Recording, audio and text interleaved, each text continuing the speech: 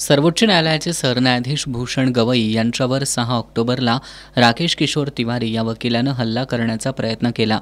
याविरोधात देशभरातून तीव्र संताप व्यक्त करण्यात येतोय. याबाबत कोल्हापूरमधील आंबेडकरवादी पक्ष संघटना आणि विविध समाजाच्या वतीनं आज मिस क्लार्क बोर्डिंगमध्ये दुसऱ्यांदा बैठक घेण्यात आली.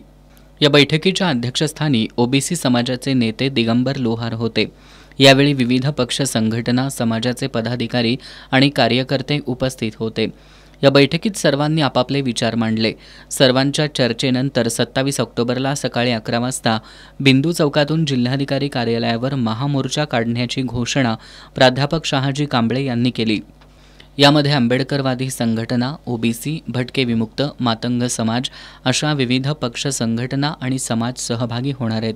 लोकशाही संविधान समर्थन महामोर्चा या नावानं हा महामोर्चा काढण्यात येणार आहे. यामध्ये जवळपास 50,000हून अधिक संविधानप्रेमी सहभागी होतील असा विश्वास प्राध्यापक कांबळे यांनी व्यक्त केला.